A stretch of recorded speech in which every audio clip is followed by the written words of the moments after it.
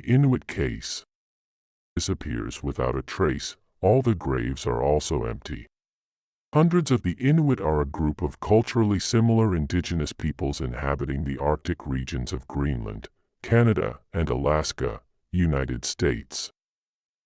The Inuit languages are part of the Inuit family. Inuit Sign Language is a critically endangered language isolate used in Nunavut.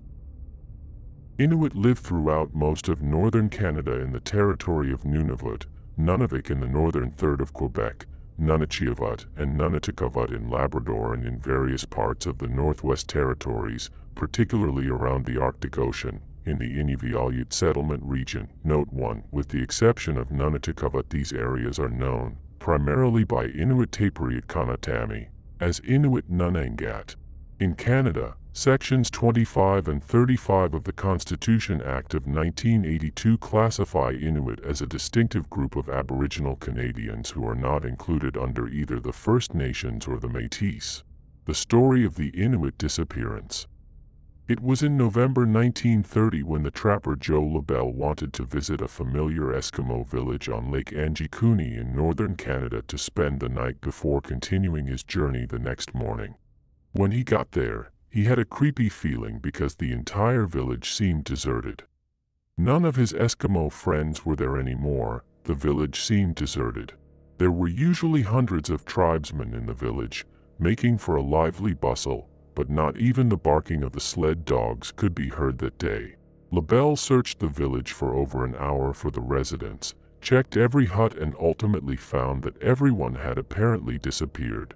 They must have left the village very suddenly and unexpectedly, as the food was still in the pots over the hearths and their weapons were still in the huts, although Eskimos would never leave the village without their weapons. The trapper later discovered the reason why he hadn't heard any dogs barking. The sled dogs were starving, tied to the trees. Why did the Eskimos suddenly leave their village without their weapons, clothes, and dogs? It sounds unlikely that it was a planned escape, given the pots on the fire, the full closets in the huts, the dogs left behind, and the fishing rods, clothing, and weapons in the houses speak against it. This can't have been a normal escape. LaBelle informed the mountain police station in Churchill, but their investigations went nowhere. Officials investigated for months, searching vast tracts of land, interviewing relatives, and flying over the region, but found no leads as to the whereabouts of the Eskimos. But the story got even more mysterious, because not only the living villagers had disappeared, but also their dead relatives. The burial mounds of the village were all empty. But what happened? Where have the Eskimos gone? Could the strange lights that kept being spotted over Lake Angikuni have something to do with their disappearance? Could the strange lights that kept being spotted over Lake Angikuni have something to do with their disappearance?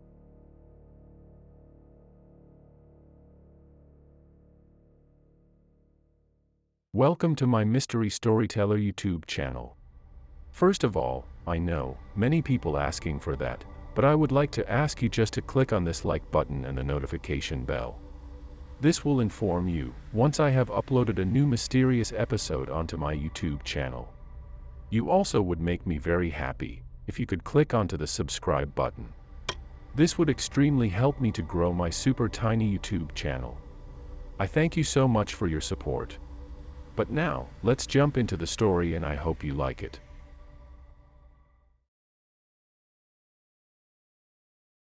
The disappearance of Angelo Andy Puglisi, born September 2, 1965, is an unsolved case of a 10-year-old American boy who went missing on August 21, 1976, from the Higgins Memorial Pool across the street from his apartment in the Stadium Housing Projects, Lawrence, Massachusetts.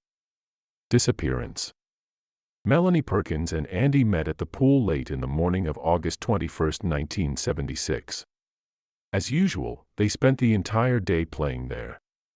At about 2 o'clock that afternoon, Melanie was hungry and decided to go home. While she usually walked by herself to her mother's apartment less than 200 yards away, on this occasion, she was afraid to go alone. Andy was not ready to leave, so Melanie's 11-year-old brother, Jeff, walked her home. Melanie last saw Andy sitting by the pool in his green bathing trunks, talking with friends.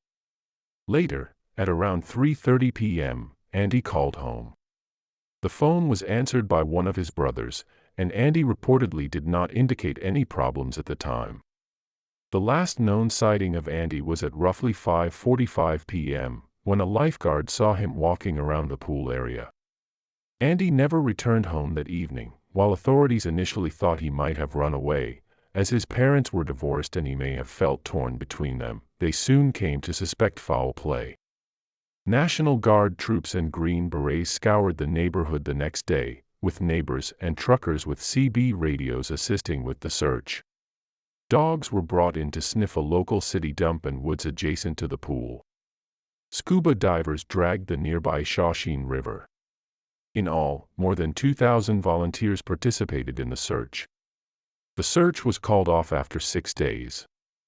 In 1998, while researching for her documentary, Melanie Perkins met with two locals, Alan and Tony, who described finding a rectangular hole dug in the woods near the pool a year or two after Andy's disappearance when the two were children. They described the hole as being perfectly rectangular, with a flat bottom and flat sides, and looking like something had been removed from it, like a chest, or a crate, or maybe a coffin. The hole was filled in 2 days later, and neither individual reported the finding until hearing about Perkins' documentary. Perkins added that she had heard rumors a year after Andy's disappearance that the police intended to dig in the area Alan and Tony described to her. 2 weeks after Andy's disappearance, Wayne W. Chapman was arrested in Waterloo, New York. In his van, police found Polaroid pictures of naked children, maps of wooded areas, a fake police badge and starter pistol, duct tape, 8mm movies of children, child pornography, high-end camera equipment, a bloody child's sock and rope. Shortly afterward, Chapman confessed to raping 2 boys in Puglisi's hometown of Lawrence and, according to one of the victims later interviewed by Melanie Perkins, displayed a familiarity with the area. Despite being considered a prime suspect, police did not have sufficient evidence to arrest Chapman in the Andy Puglisi case. Because police did not have sufficient evidence to establish probable cause.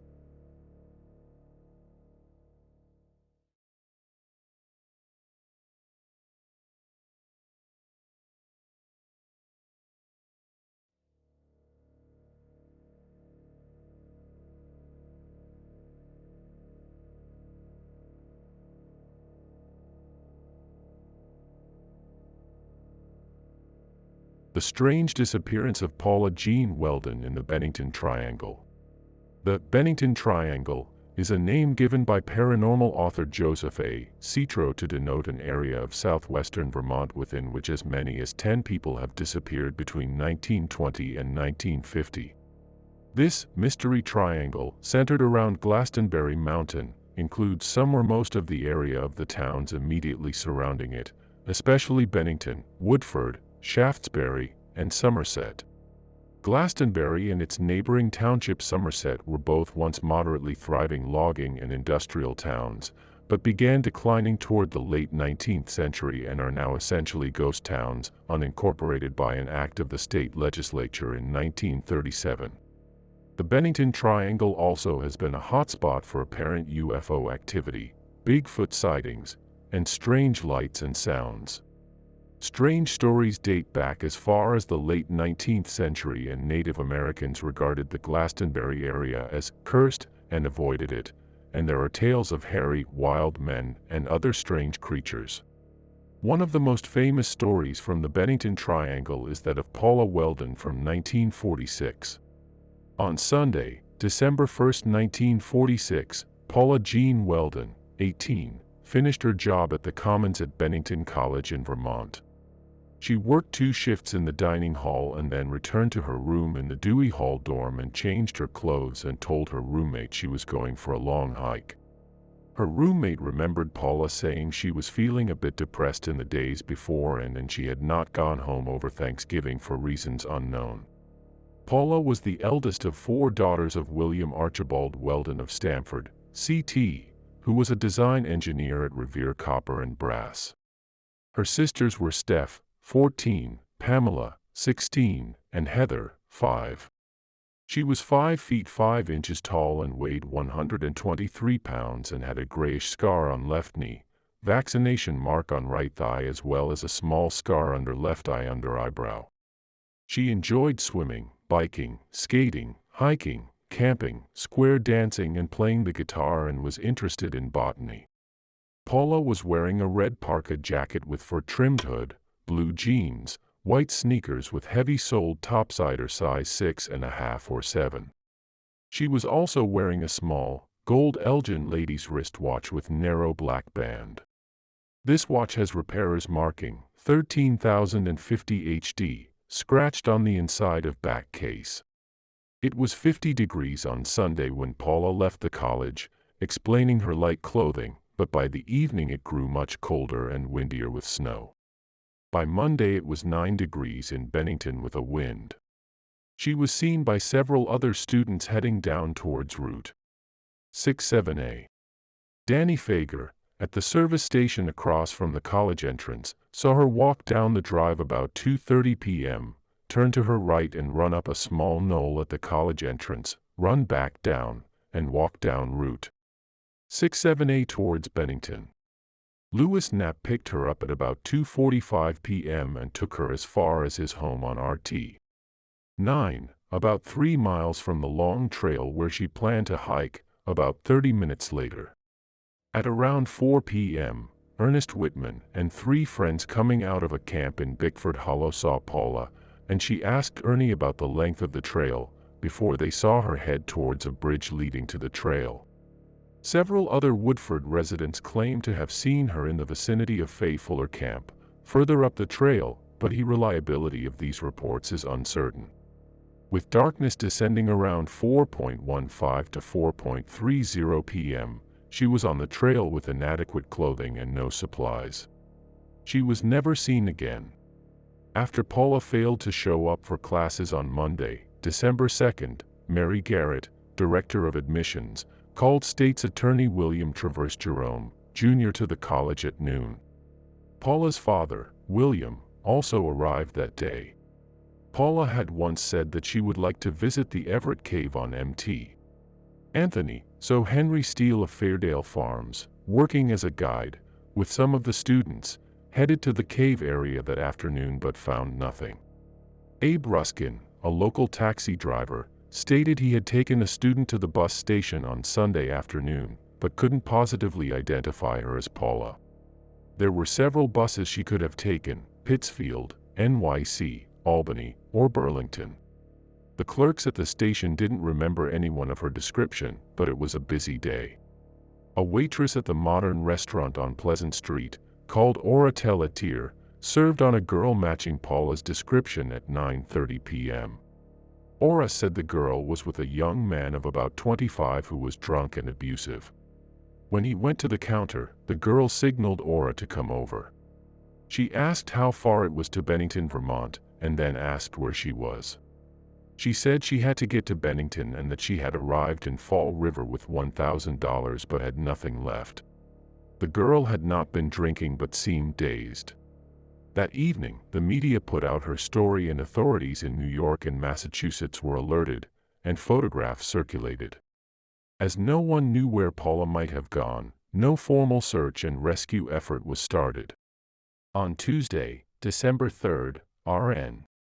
Thompson, the manager of Vermont Transit in Burlington, said he would contact all the bus drivers who left Bennington on Sunday afternoon to find if she boarded any of those buses. Searches were carried out on the college campus and the section of the long trail leading to the Glastonbury Fire Station, which crosses Route 9 on the Brattleboro Road near Hell Hollow and Bickford Hollow. Frank Shorn, superintendent of buildings and grounds at the college, took charge of the squads of volunteers who searched on Tuesday and Wednesday. A hunter called Herman Spencer and usually stayed in the Sauceville camp halfway to the Glastonbury Tower, assisted in the search, as did Bennington College students, Boy Scouts, about 25 Williams College students, members of the Green Mountain Club, and 30 others from the Bennington area. Sheriff W. Clyde Peck, who was familiar with the Long Trail area, joined the search on Wednesday night. At 5:30 p.m. that day, Ernie Whitman, night watchman at the Banner newspaper, noticed the photograph of Paula on the front page of that day's edition. He told reporter Pete Stevenson that he had talked to the girl about 4 p.m. Sunday afternoon in Woodford. He and 3 friends, Stearns and Mary Rice and Lyman Royce, were returning from a camp when a girl approached them and asked directions to the long trail, saying she wanted to walk along it. The girl asked them how far the trail went, and they told her that they had only walked about 5 miles of it, but that it went through to Canada. She thanked the group and went on her way, walking across a bridge which led only to the long trail. On this news, Paul's father, Frank Howe II, and Pete Stevenson drove to Woodford to begin a search. 3 residents confirmed they had seen the girl walking towards the long trail, and she was last seen near a camp called Hunter's Rest. The 3 men walked towards Glastonbury, looking 20 foot on each side of the trail to make sure nothing was missed. They continued to a camp owned by William Lawson, which was about 4 miles below the fire tower, but the going was tough due to around 3 inches of snow which fell Sunday night. It was unlikely that she could have reached this camp because she would have had trouble crossing the stream and she was only wearing sneakers. The group managed to speak to Lawson, but he hadn't seen Paula. He also told them 3 servicemen had passed through earlier on Sunday, also not dressed for the trail, and had left a suitcase with him. They had not returned and they looked through the suitcase. The serviceman was named as J. W. Carroll, William Watts, and M. Golder. Lawson also said that a deer hunter Mitty Rivers had disappeared from his camp the year before. A clairvoyant Clara Jepson directed them to the covered bridge, but nothing was found. The authorities concluded there must have been 2 girls in the area of the long trail on Sunday, Paula and another woman who was with a man who had a car. They both fitted the description of Paula, except the other woman was taller, and this may have caused some confusion among the witnesses. On Wednesday night, College President Jones issued a statement that authorities suspected foul play and that they believed Paula's body had been concealed. 3 men who spent the last weekend at a camp near Glastonbury had already been questioned. John Proud of the Adams Clothes Store said he had sold clothes to a man on Saturday afternoon. The man was with 2 other men and said they might be going hiking, also that he was a student at a photographic school in New Haven. This man matched a description given by the Fall River Police early Thursday morning. On December 5th, searches began at dawn in a 7-square-mile area between Bald and Glastonbury Mountains. Over 125 people from Bennington and Williams College as well as locals assisted in this search, led by Sheriff Clyde Peck. 5 aircraft were deployed as well as 120 men from the State Guard, meaning that nearly 500 searchers were involved. Each searcher carried confetti to drop to ensure each area was searched and none searched twice. A thorough search of the Blue Trail over Bald Mountain was made after a Bennington College faculty member found footprints Wednesday afternoon that might have been made by sneakers. But the 500 searchers found nothing. The search of the long trail was concluded and the authorities believed Paula was not in that area. Her father said he was satisfied the search had been well conducted. A woodsman on the eastern slope of Glastonbury near Searsburg reported he had heard what he thought was a woman screaming and the authorities checked the area and found nothing. A $500 reward was offered for anyone giving information leading to Paula being found. Some girls in Paula's residence at the college said she had been extraordinarily happy on Saturday night, causing some to suspect that she may have decided to make a change in her life, using the hike as a diversion. On December 15, the search operation was stopped. In May the following year, when the snow melted, Paul's father organized another 2-day search, but no trace of Paula was found.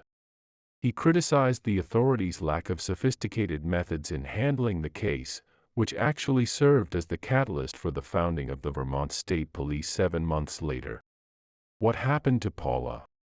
Maybe she got lost on the trail, but it is confined by a brook and the hillsides. The ground off the trail is extremely rough, with rocks and water, and this is why the initial search was confined to a 20-foot area either side of the trail. She may have found a place off the trail to spend the night, as she and Elizabeth did 3 weeks before, planning to walk out in the morning, but perhaps the weather worsened more than she expected. Was she abducted either on the trail or off it on her turn back to her dorm?